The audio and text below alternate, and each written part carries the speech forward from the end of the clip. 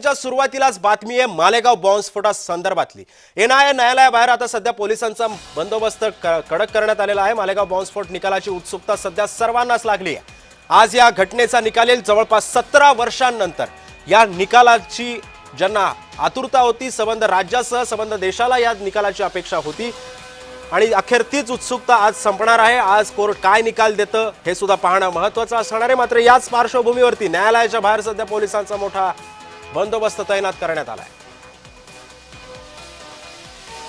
NIA न्यायालयाबाहेर सध्या पोलिसांचा कडेकोट बंदोबस्त ठेवण्यात आलेला आहे। कुठल्याही पद्धतीचा अनुचित प्रकार घडू नये यासाठी सध्या पोलीस तैनात करण्यात आलेले आहेत।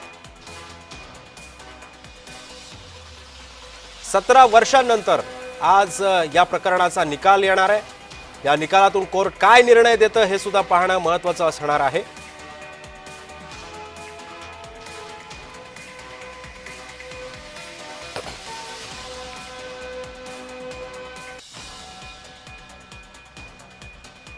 आपण पाहतोय की आज जवळपास 17 वर्षांनंतर या घटनेचा आज निकाल लागतोय। संबंध देशालाच काय तर राज्याला सुद्धा उत्सुकता या निकालाची लागून राहिलेली आहे की काय होतं, या आरोपींवरती कोणत्या प्रकारच्या शिक्षा होते, काय निर्णय देतं कोर्ट हे सुद्धा पाहणं महत्त्वाचं असणार आहे।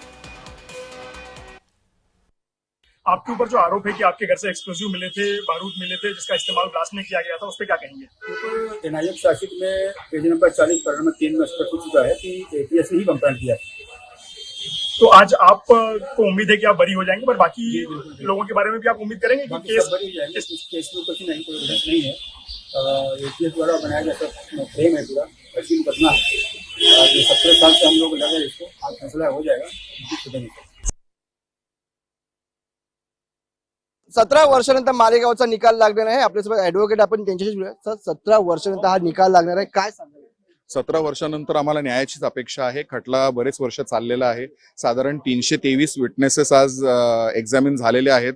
महिने जवळजवळ 6 ते 8 महिने याचे फायनल आर्ग्युमेंट चाललेले आहेत। उस वक्त तो 17 साल पहले जो हुआ था, यहाँ पर सामने गाड़ी लगा था और ये गाड़ी उसी वक्त से लगी हुई है और ये जितने भी निशान है सब वो छर्रे के है। दीवार पर, वहाँ पतरे पर, ये ऊपर पतरे पर, ये सब छर्रे के निशान है। गाड़ी ब्लास्ट हुई थी 9/35 को 28 रमजान। तो कुठल्याही धर्माचा असू दे, कुठल्याही जातीचा असू दे, कुठल्याही विभागाचा असू दे, कुठल्याही भाषेचा असू दे, आतंकवाद आम्ही चालू देणार नाही ही दृढ निश्चय सरकारने करणं आवश्यक आहे। आणि पोलिसांनी त्या संबंधातला जो एन्क्वायरी असते ती तशा रीतीनेच केली पाहिजे। ती कुठल्या धर्माचा माणूस आहे आणि कुठला तो हिरवा आहे की भगवा आहे याच्यामध्ये पडण्याची काही गरज नाही आणि अशा रीतीने बोलणं पण चुकीचं आहे। मालेगाव बॉम्बस्फोटाला आता तब्बल 17 वर्षानंतर आता 31 तारखेला हा निकाल लागणार आहे। आपण आता मालेगावमध्ये आहे। आपण हीच ती जागा आहे। या जागेवर 17 वर्षापूर्वी इथे गाडी उभी करण्यात आली होती। त्या ठिकाणावर बॉम्बस्फोट झाले होते। त्यामध्ये जवळपास 101 लोक जखमी झाले होते आणि त्यानंतर 6 ते 7 लोकांचा मृत्यू देखील या ठिकाणी झाला होता। आपण समोर जी हॉटेल बघू शकतात, याच हॉटेलच्या त्या बॉम्बस्फोटमध्ये हॉटेलच्या जे घड्याळ होतं त्याच्या दिशेने आज पण या ठिकाणी तशी आठवणी ताज्या आहे। या ठिकाणी ती घड्याळ बंद पडलेली आजही तिथं या चौकात, हे जे विकू चौक म्हणून हा एरिया आहे, या ठिकाणी ती बॉम्बस्फोट झाला होता आणि यात 100 ते 150 नागरिक जखमी झाले होते। या आरोपींना फाशी होती की सुटका होती याकडे महाराष्ट्राच्या देशाचे लक्ष लागले। जय महाराष्ट्रासाठी संतोष खता, मनमाड, मालेगाव। दरम्यान या संदर्भामध्ये अधिक माहिती देण्यासाठी आमचे प्रतिनिधी मनोज दाळकर सध्या आपल्या सोबत आहे। मनोज, जवळपास 17 वर्षांनंतर या प्रकरणाचा निकाल लागतोय। सध्या न्यायालयाबाहेरची परिस्थिती कशी आहे? नक्कीच आपण बघितलं या ठिकाणी आपण सर्वोच्च न्यायालयाबाहेर आहे। मालेगावचा निकाल हा लागणार आहे। 17 वर्षानंतर हा निकाल लागणार आहे आणि आपण बघितलं सर्वांचं लक्ष या निकालाकडे लागलेलं आहे। आणि या ठिकाणी आपण बघितलं पोलीस बंदोबस्त हा मोठ्या प्रमाणामध्ये तैनात करण्यात आलेला आहे। तसंच या ठिकाणी बॅरिकेडिंग देखील ही लावण्यात आलेली आहे आणि प्रत्येक ठिकाणी आपण बघितलं पोलीस हे तैनात करण्यात आलेले आहेत आणि महत्त्वाचा निर्णय हा लागणार आहे, कारण की या ठिकाणी 17 वर्षानंतर मालेगावमध्ये जो 2008 साली भिक्खू चौकामध्ये जो ब्लास्ट झालेला होता त्यामध्ये 6 जणांचा मृत्यू झालेला होता आणि 92 पेक्षा अधिक आपण बघितलं या ठिकाणी नागरिक हे जखमी झालेले होते आणि त्यामध्ये 7 आरोपी यांना अटक करण्यात आलेली होती। त्यामध्ये आपण बघितलं Pragya Singh Thakur, lieutenant colonel Prasad Purohit, major Ramesh Upadhyay, Ajay Rahirkar, Sudhakar Dwivedi, Sudhakar Chaturvedi आणि समीर कुलकर्णी या आपण 7 जणांना या ठिकाणी अटक करण्यात आलेली होती आणि आपण यांना NIA कडनं आपण बघितलं तर शिक्षा द्या, मोठी कारवाई करा अशी या ठिकाणी मागणी करण्यात आलेली होती आणि आता हा निकाल आजच्या लागणार आणि आपण याला सुरुवात देखील झालेली आहे आणि यामध्ये आता काय निकाल लागतो याकडे आता सर्वांचं लक्ष लागलेलं आहे. पण आपण बघितलं या ठिकाणी सातत्याने मागणी केली जाते कारण की हा जी बाईक या ठिकाणी उभी करण्यात आलेली होती चौकामध्ये. मनोज, या सगळ्या प्रकरणी जर आपण बघितलं आता सुनावणीला सुद्धा सुरुवात झालेली आहे, मात्र या सगळ्या पार्श्वभूमीवरती आता सध्या कुठल्या तरी पक्षाकडून किंवा कोणाकडून तरी बाजू मांडणं आता अपेक्षित आहे का कोर्टामध्ये? आपण या ठिकाणी बघतो या ठिकाणी NIA कडे ही आपण बघतो या पूर्ण हा कारवाई होणार आहे आणि या ठिकाणी आपण बघतो यातही वकिलांकडनं या ठिकाणी युक्तिवाद देखील सुरू झालेला आहे आणि या ठिकाणी आपण बघतो काय निर्णय लागतोय कारण की पहिला हा जो तपास होता हा पहिला आपण जो बॉम्ब झाला तेव्हा पोलिसांकडे याचा तपास करण्यात आलेला, त्यानंतर ATS कडे हा आपण तपास बघितला हा गेलेला होता आणि ATS नंतर हा तपास NIA कडे हा वर्गीकरण करण्यात आलेलं होतं आणि त्यामध्ये आपण बघितलं मोठा बदल हा झालेला होता कारण की 2018 नंतर या आपण बघितलं तर तपासाला सुरुवात झाली आणि 2025 पूर्णपर्यंत हा पूर्ण तपास झालेला आहे आणि त्यामध्ये आता हा निकाल आजचा हा लागणार आहे आणि हा निकाल काय लागतो याकडे आता सर्वांचं लक्ष लागलेलं आहे कारण की जे आरोपी होते त्यांना देखील या ठिकाणी जामीन दिली गेलेली होती, त्यांना सोडण्यात आलेलं होतं आणि आपण पुन्हा आपण बघितलं त्यांच्यावरती हा काय निकाल लागतो त्यांच्या विरोधात लागतो की काय निकाल लागतो हे पाहणं महत्त्वाचं ठरणार आहे. मनोज, जर आपण या सगळ्या सुनावणीवरती किंवा या सगळ्या एकंदरीत सगळ्या खटल्यावरती जर एक नजर टाकायची झाली तर याच्यामध्ये जो ATSनं तपास केलेला होता या ATSच्या तपासावरती NIAनं जे काय आहे ते प्रश्नचिन्ह उपस्थित केलेले होते. मग त्याच्यामध्ये जे काही त्यांनी जो अभ्यास केला, त्यांनी जे पुरावे शोधलेले होते त्याच्यावरती सुद्धा NIAनं आक्षेप घेतले. मग या सगळ्यावरून आता जर मग ATSनं जो म्हणजे जो तपास केला होता त्याचं पूर्णपणे त्याचं मूल्यांकन शून्य झालं, जो मकोका अंतर्गत जी कारवाई केली होती त्याचे सुद्धा जबाब NIAनं निष्फळ ठरवले, याच्या संदर्भातली काय माहिती आहे?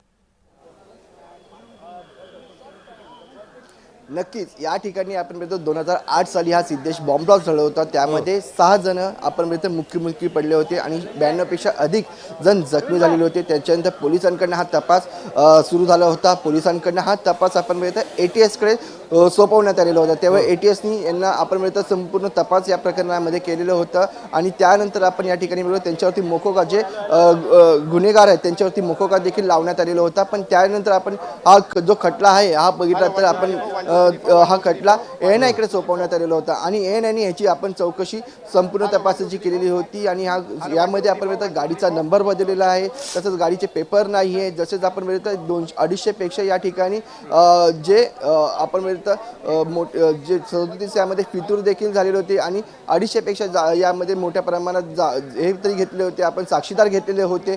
त्यामध्ये आपण या ठिकाणी 37 जण हे फितूर झालेले होते. म्हणजे संपूर्ण बदल हा घडलेला आहे आणि आपण बघतो 17 हा मोठा काल या ठिकाणी गेलेला आहे आणि 17 वर्षानंतर हा निकाल लागतोय. त्यामुळे ATSनी जे तपास केलेलं होतं ते या ठिकाणी NIA कडनं खोडण्यात आलेले होते आणि आपण बघतो यामध्ये मोठा फेरबदल हा या तपासामध्ये झालेला पाहून दिसून आलेला आहे आणि त्यानंतर आता हा निकाल लागणार आहे. NIA कडे सातत्याने वारंवार हा 6 जण मनोज आपण जर बघितलं तर साध्वी प्रज्ञासिंह ठाकूरांना सुद्धा या प्रकरणामध्ये दोषी ठरवण्यात आलेलं होतं प्रत्यक्षदर्शी म्हणून. मात्र जेव्हा NIAनं या तपासाला जेव्हा सुरुवात केली तेव्हा त्यांच्याबद्दलचे त्यांच्या विरोधातले कुठल्याही प्रकारचे त्यांच्या संदर्भातले पुरावे नव्हते असं NIAनं नंतर कोर्टामध्ये युक्तिवाद केला. त्याच्यानंतर काय झालं मग तसं बघायला गेलं तर मग त्यांची बाजू पूर्णपणे निर्दोष असल्याचे NIAने आता स्पष्ट केलंय कोर्टामध्ये. नक्कीच आपण या ठिकाणी बघितलं 2008 सालची जी सत्ता होती ती काँग्रेसची सत्ता होती. या ठिकाणी आपण मुख्यमंत्री बघितले विलासराव देशमुख या ठिकाणी होते आणि आपण बघितलं हा बॉम्बस्फोट झाला, त्यामध्ये 6 जणांचा मृत्यू हा झालेला होता आणि 92 पेक्षा अधिक हे या ठिकाणी जखमी झालेले होते. आणि जो गाडीत जी बाईक जी भेटलेली होती ती बाईक प्रज्ञासिंह ठाकूर जे भाजपच्या खासदार त्यांच्या नावावरती ही दिसून आलेली होती अशी ATS कडे ह्या चौकशीमध्ये दाखवून आलेलं होतं आणि संपूर्ण ATSनी यावरती आपण संपूर्ण जो चौकशी आहे ती संपूर्ण केलेली होती आणि त्यानंतर आपण हा जो पूर्ण तपास आहे तो NIA कडे सोपवण्यात आलेलं होतं. पण ANI कडनं हा प्रज्ञा ठाकूर यांचा पूर्णपणे यामध्ये काही संबंध नाही असं देखील या ठिकाणी म्हणजे त्यांची जी बाईक होती ते या ठिकाणी बदल करण्यात आले. हे संपूर्ण प्रकरण या ठिकाणी घडले म्हणजे मोठा फेरबदल या ठिकाणी पाहायला मिळालेला होता. आणि त्यानंतर आतापर्यंत 250पेक्षा अधिक या ठिकाणी साक्षीदार देखील या ठिकाणी आपण केले गेले होते. त्यामध्ये 37 जण आहेत ते फितूर झाल्याचे देखील समोर आलेले होतं. फितूर या ठिकाणी त्यांना ठरवण्यात आलेलं होतं आणि त्यानंतर हा निकाल लागला. मनोज तुला थोडंसं थांबवतो. एक महत्वाची अपडेट सध्या आपल्या समोर येते. सध्या सुनावणीला सुद्धा सुरुवात झालेली आहे, निकाल वाचनाला सुद्धा सुरुवात झाली आहे.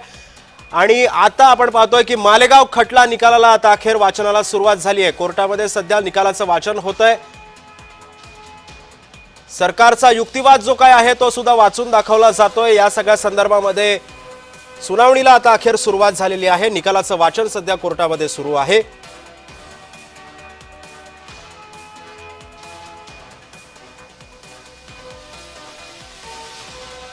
त्यामुळे आपण पाहतोय की आता अखेर या सुनावणीला सुरुवात झालेली आहे. निकालाचं वाचन सध्या कोर्टाकडून करण्यात येत आहे.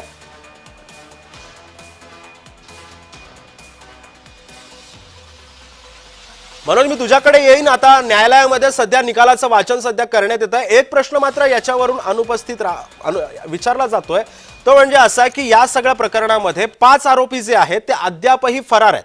या 5 आरोपींवरती आता काय कारवाई होणार आहे का या संदर्भामध्ये, किंवा आजच्या सुनावणीमध्ये या 5 आरोपींच्या शिक्षेसंदर्भामध्ये काय होऊ शकतं? की मांग की है. आपको मैं बता दूं की रात कुछ 9 बजे नक्कीच सिद्धेश, आपण या ठिकाणी बघितलं तर 17 वर्षानंतर हा निकाल लागतो आणि या सुनावणीला आता बघितलं तर सुरुवात झालेली आहे. निकालपत्र वाचण्याला या ठिकाणी सुरुवात झालेली आहे आणि हा निकालपत्र या ठिकाणी वाचला देखील जात आहे. आणि आपण बघितलं या ठिकाणी 6 आरोपी होते, त्यामध्ये 5 आरोपी अद्यापही फरार आहेत, पण त्यांच्यावरती या ठिकाणी काहीतरी कारवाई केली जाईल. हा निकाल काय लागतो हे याकडे आता सर्वांचं लक्ष लागले आहे. यामध्ये जज काय निकाल देतात हे महत्त्वाचं पूर्ण ठरणार आहे, कारण की NI मनोज मी तुला थोडंसं थांबवतो. आणखी काही सुनावणी संदर्भातले अपडेट्स येत आहेत. न्यायाधीश लाहोटी हे सध्या आता या निकालाचं वाचन जे आहे त्यांच्याकडून करण्यात येते. न्यायाधीश लाहोटी यांच्याकडून सध्या युक्तिवादाचं वाचन करण्यात येत आहे. सरकारी युक्तिवादाचं वाचन सध्या न्यायालयामध्ये सुरू आहे. जवळपास 17 वर्षानंतर मालेगाव बॉम्बस्फोटाचा निकाल आज येऊ शकतो. त्यामुळे आता या सगळ्या प्रकरणावरती कोर्ट काय निकाल देतं हे सुद्धा पाहणं महत्त्वाचं असणार आहे. न्यायाधीश लाहोटी यांच्याकडून सध्या सरकारी युक्तिवादाचं वाचन सध्या सुरू करण्यात आलेलं आहे. या आरोपींची निर्दोष मुक्तता होते की कुठल्या पद्धतीने अजून या प्रकरणाचा निकाल कोर्ट देतं हे सुद्धा आता पाहणं महत्त्वाचं असणार आहे. सध्या सर्वांचंच लक्ष या निकालाकडे लागून आहे. कोर्ट काय निकाल देतं हे सुद्धा पाहणं महत्त्वाचं असणार आहे. न्यायाधीश लाहोटी यांच्याकडून सध्या सरकारी युक्तिवादाचं वाचन करण्यात येत आहे. मालेगाव बॉम्बस्फोट प्रकरणाच्या निकालाच्या वाचनाला आता अखेर सुरुवात झाली आहे.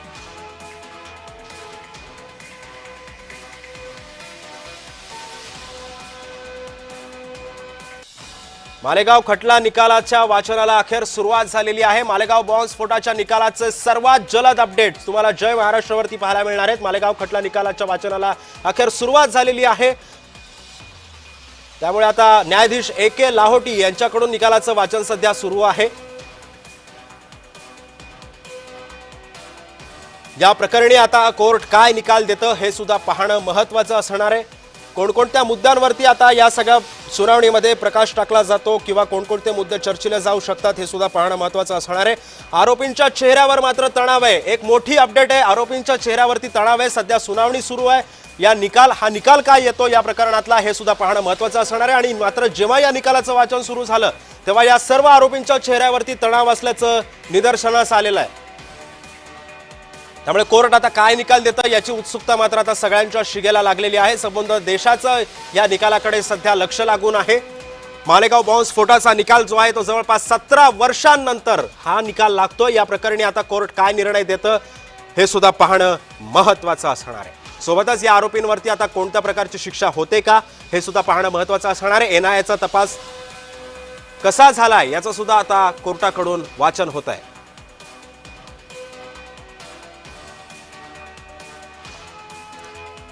मालेगाव बॉम्बस्फोट प्रकरणाच्या निकालाचं वाचन सध्या सुरू आहे. या प्रकरणी आता आणखी कोणकोणते मुद्दे उपस्थित केले जातात, चर्चा कोणत्या प्रश्नांवरती होते हे सुद्धा पाहणं महत्त्वाचं आहे.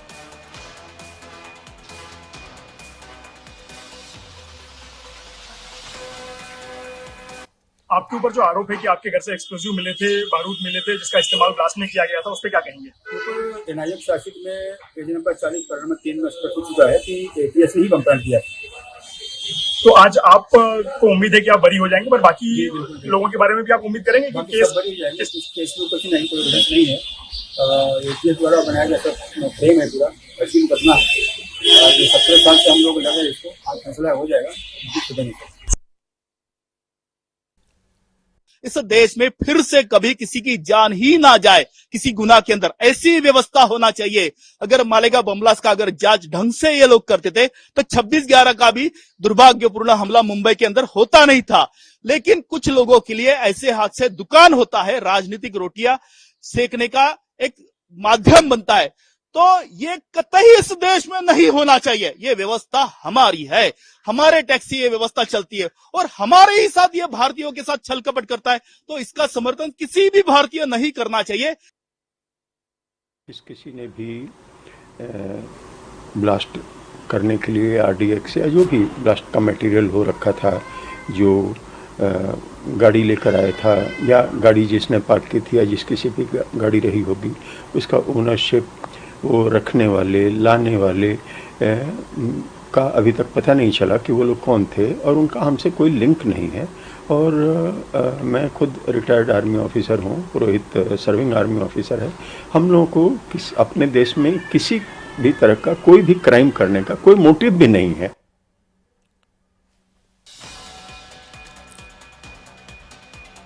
त्यामुळे आता प्रसाद पुरोहितांना दिलासा मिळणार का असं सुद्धा आता बोललं जात आहे, प्रश्नचिन्ह उपस्थित केलं जातोय। पुरोहित यांना आरडीएक्स आणल्याचा पुरावा नाहीये, पुरोहितांनी आरडीएक्स आणलं नाही असा सुद्धा आता याचा संदर्भातला पुरावा नसल्याचं आता या युक्तिवादातून आता अखेर समोर येत आहे। त्यामुळे आता पुरोहितांना दिलासा मिळणार का या संदर्भामध्ये सुद्धा आता प्रश्नचिन्ह उपस्थित होत आहे। एनआयएनं जो तपास केलेला आहे, एटीएस कडून जेव्हा हे प्रकरण वर्ग करण्यात आलं तेव्हा सुद्धा एनआयएनं अनेक त्रुटी ज्या आहेत त्या एटीएसच्या तपासामधून काढलेल्या होत्या। त्यामुळे आता जे आरोप या आरोपींवरती लादण्यात आलेले आहेत, या संदर्भातले कोणत्याही प्रकारचे पुरावे सापडले नसल्याची माहिती सध्या कोर्टामध्ये वकिलांनी दिलेली आहे। त्यामुळे प्रसाद पुरोहित यांना दिलासा मिळणार का हे सुद्धा पाहणं महत्त्वाचं असणार आहे। पुरोहित यांनी आरडीएक्स आणल्याचा एकही पुरावा सापडला नसल्याचं आता या तपासाअंती स्पष्ट झालेलं आहे। त्यामुळे पुरोहितांना दिलासा मिळतो का हे सुद्धा पाहणं महत्त्वाचं असणार आहे। सध्या निकालामध्ये कोणकोणत्या बाबींवरती प्रकाश टाकला जातो हे सुद्धा आपल्याला अवघ्या काही मिनिटांमध्ये कळेलच। मात्र आता या प्रकरणी आता कोर्ट काय निकाल देतं हे सुद्धा पाहणं महत्त्वाचं असणार आहे। मालेगाव बॉम्बस्फोट प्रकरणातले छोट्यातले छोटे अपडेट्स सगळे तुम्हाला जय महाराष्ट्रावर सगळ्यात आधी पाहायला मिळणार आहेत। जो एनआयएनं तपास केला, या तपासाअंती या आरोपींच्या काही आरोपींच्या बाबतीमधले जे आरोप त्यांच्यावरती लादण्यात आलेले होते ते पुरावे न मिळाल्यानं आता पुरोहितांना दिलासा मिळणार का हे सुद्धा पाहणं महत्त्वाचं ठरणार आहे। आणखी एक महत्त्वाची अपडेट, प्रज्ञासिंह ठाकूरला सुद्धा आता दिलासा मिळाला आहे। एक मोठी बातमी, स्कूटरवर बॉम्ब फुटल्याचा पुरावा नाहीये असं सुद्धा न्यायमूर्ती लाहोटींनी म्हटलेलं आहे। प्रज्ञासिंह ठाकूरला सुद्धा आता दिलासा मिळाल्याचं बोललं जात आहे। स्कूटरवर बॉम्ब फुटल्याचा कोणताही पुरावा नसल्याचं न्यायमूर्ती लाहोटींनी स्पष्ट केलंय। आताची सगळ्यात मोठी अपडेट सुनावणीमधली, स्कूटरवर कोणताही प्रकारचा बॉम्ब फुटल्याचा पुरावा नाही असं थेट आता न्यायालयामध्ये बोललं जात आहे। त्यामुळे आता प्रज्ञासिंह ठाकूरांना आता दिलासा मिळालेला आहे असं सुद्धा बोललं जात आहे। प्रसाद पुरोहितांना मात्र दिलासा मिळणार का याच्यावरती अजूनही प्रश्नचिन्ह कायम आहे, कारण पुरोहित यांनी आरडीएक्स आणलं नसल्याचा कोणताही पुरावा हा सापडलेला नाहीये। त्यामुळे आता त्यांना दिलासा मिळतो की नाही हे सुद्धा पाहणं महत्त्वाचं ठरणार।